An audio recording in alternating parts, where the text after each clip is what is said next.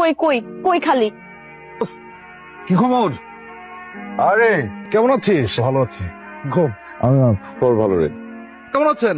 জি ভাইয়া, আপনাকে তো অনেকদিন পরে দেখলাম। অবস্থা বল। এই তো চলছে রে। নতুন গাড়ি কিনলাম। এটা তোর গাড়ি নাকি? হ্যাঁ, চলে এসেন। ওয়েলকাম। তোরা কোথায় যাচ্ছিলি? আমি তাহলে ড্রপ করে দিই। না তোর ড্রপ করতে হবে না, আমি রিক্সা নিয়ে চলে যাবো। ভাইয়া আপনার গাড়িটা খুব সুন্দর। চল না, তোদেরকে ড্রপ করে দিই। সমস্যা নেই। বললাম তো আমি রিক্সা নিয়ে চলে যাবো। লাগবে কিরকম দাম রে গাড়িটার? কিনবি নাকি? আরে আমি কই পাবো? তুই যা। রিক্সা যাচ্ছি, ভালো থাকিস। আসলে, হ্যাঁ।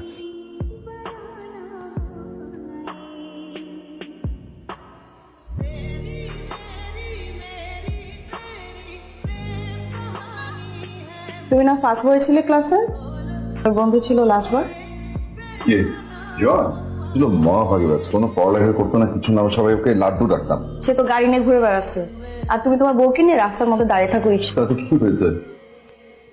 বন্ধু এত উন্নতি করে ফেললো, অথচ তোমার উন্নতির কোনো নাম ডাকি নাই। সবকিছু সবাইকে দিয়ে হয় নাকি? হ্যাঁ সেটাই, আর তোমাকে দিয়েও কোনো কিছু হবে না, পারবাও না কোনোদিন কিছু। আরে তোরা কেমন আছো? ওয়ালাইকুম আসসালাম। ভালো আছো তোমরা? হ্যাঁ ভালো। অনেকদিন পরে তোমাকে। ও বাজারে গেছে। বস না, বস। অনেকদিন পর। কে আসছে? বড় লোক আত্মীয়? কি খবর কি? কেমন আছেন ভাইয়া? আমি আছি ভালো। দাঁড়াও, এটা একটু রাখি একটা জায়গায়। তারপর বল। আজকে আসার পিছনে কিন্তু একটা উদ্দেশ্য আছে। শোনো আপু, তোমাদেরকে দাওয়াত দিতে এসেছি আজকে। কিসের দাও? আমরা নতুন ফ্ল্যাট কিনেছি, তাই নাকি? তাই ঘুরে ঘুরে সবাইকে দাওয়াত দিচ্ছি। ও নতুন ফ্ল্যাট, জানি না তো। আসলে আপা হয়েছে কি, হঠাৎ করে একটা পছন্দ হয়ে গেল, সেই জন্য নিয়ে নিলাম। ও আচ্ছা আচ্ছা। আপু জানো, ফ্ল্যাটটা না দারুণ হয়েছে, ভিতরে প্রচুর জায়গা আছে। আমাদের না ফ্ল্যাটটা খুবই পছন্দ। এবার তোমরা কিন্তু আমাদের বাসায় লাঞ্চ করবে, ঠিক হ্যাঁ আছে? হ্যাঁ। এই শোনো, কিসের কথা বলছো? তুমি ফ্ল্যাটের দাম কেন জিজ্ঞেস করতে গিয়েছো?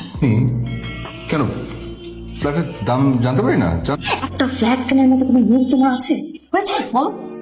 ফ্ল্যাটের দাম জানলে কি আমাকে ফ্ল্যাট কিনেই ফেলতে হবে? শুনতেও না আমার প্রেস্টিজে লাগে। আমার ছোট বোন টাকা দিতে গেলে তোমার প্রত্যেক মাসে। টাকাটা নাও, বাজেটটা নাও। দেখো তোমার বাজার।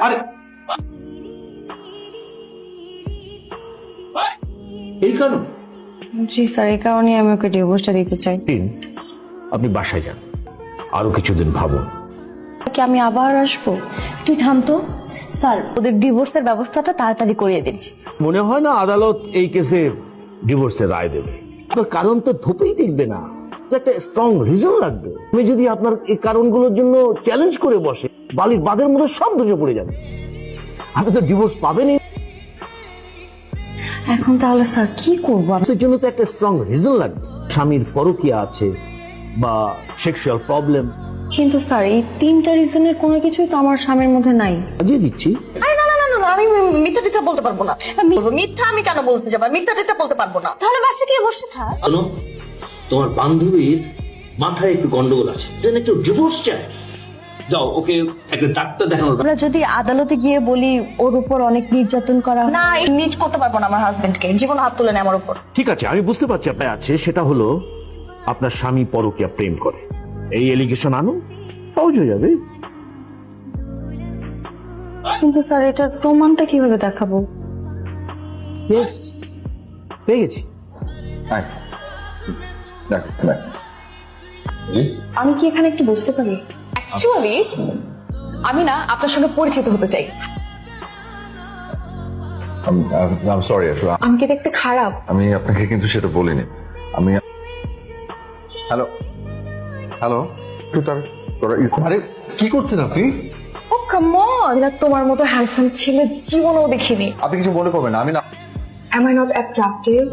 এক্সকিউজ মি, আপনি আপনি আরে তুমি কোথায় যাচ্ছ? আরে আপনি হাত ধরছেন। একটু কথা বলো, একটু হচ্ছে কি এটা? ভালোবাসো প্লিজ। এগুলাই করো? মানে তুমি এখানে কি করো? আরো কি করি? এই যে হাত ধরাধরিটা শেষ করে তুমি এইখানেই কেন কফি খেতে আসো? এখানে আমার বন্ধুরা আছে তাই আসি। আর তুমি ভুল বুঝছো, আমি ওনার হাত ধরে টানাটানি করছি না, উনি। আমি ভুল বুঝছি না কি বুঝছি সেটা তো আমি দু চোখ দিয়ে দেখলাম। তুমি চিনে নিচ্ছ মানে শেষ পর্যন্ত তুমি একটা পরকীয়া প্রেম করছো। Excuse me just a minute, আমি মেয়েটাকে চিনি না। ও এখন চেনো না? জান, কে? তুমি কেন মিথ্যে কথা বলছো? আবার ঠিক আছে চলো। ও কোথায় যাবে? হ্যাঁ শোনো মেয়েটা যান, আসো। আসেন আসেন আসেন। আসেন, আসেন, আসেন।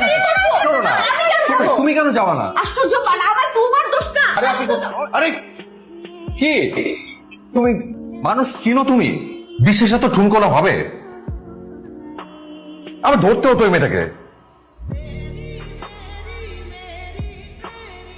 হ্যালো আপু, কনা অ্যাক্সিডেন্ট করছে, সিঁড়ি হসপিটালে নিয়ে যাচ্ছি। এই এই উঠো তো, উঠো উঠো। কি হয়েছে? অ্যাক্সিডেন্ট করেছে, হসপিটাল যেতে হবে। কি কোন অ্যাক্সিডেন্ট করছে? তাকে সেখান থেকে সিঁড়ি থেকে পড়ে ওর হাত ভেঙে ফেলেছে। ঠিক আছে চলো চলো চলো। সরি স্যার, আমি শুয়েছিলাম তো, পুরো ঘর এলাম এলো। শুধু শুধু আমাকে এখানে নিয়ে আসলি? শুধু শুধু কিসের? তুই যদি হোস্টেল একা থাকিস তোর সেবাটা কে করবে বুঝি? তুই এখানে থাকবি, সুস্থ হবি, হাত ঠিক হবে, তারপর এখান থেকে যাবি, বুঝেছিস? আর আমার অফিসে যাবা, ম্যানেজারের সাথে কথা বলে আসবা যে ওর এরকম একটা অ্যাক্সিডেন্ট হয়েছে।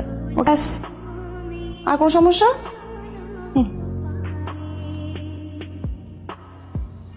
এই যে তোমার ব্যাগ হাতের কাছে দিয়ে গেলাম। বিপদে ফেলে দিলাম। বিপদে তুমি পড়েছো, আমরা পড়িনি। রিল্যাক্স করো। একটু পানি। ও পানি খাবে? দাঁড়াও।